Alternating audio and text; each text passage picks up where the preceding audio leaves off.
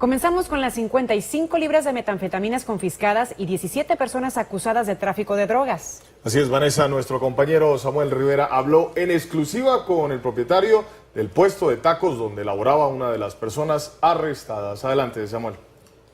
Logramos conversar con uno de los propietarios de este negocio, donde nos indicó que el perjuicio que han cometido contra su empresa no tiene precio.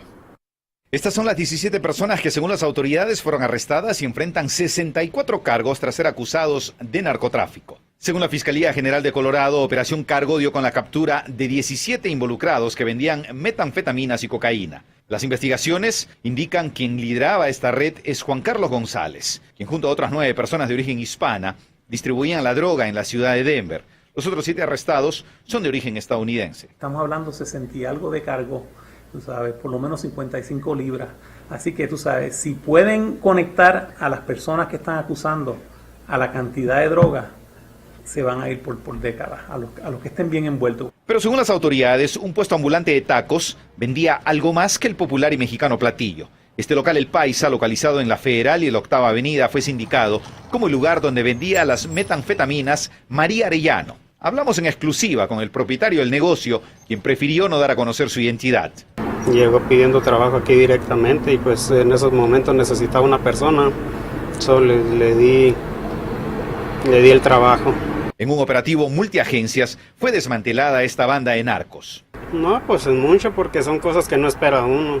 Son personas en las que uno confía y no sabe que te van a involucrar en un asunto tan grave como este.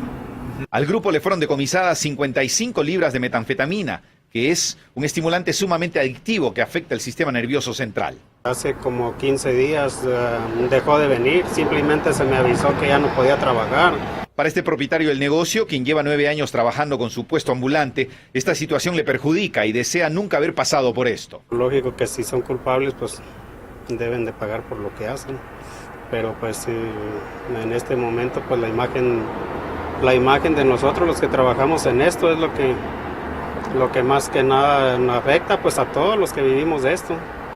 Las autoridades indicaron que están aún tras los pasos de 2 personas vinculadas a esta organización, Patrick Lorenzo y James Lofer. Cualquier persona que tiene información puede llamar a las autoridades o contactarse con la DEA al 720-895-4139. Esta es la información que les tengo. Retornamos con ustedes a los estudios. Muchas gracias a Samuel Rivera por esa noticia en exclusiva.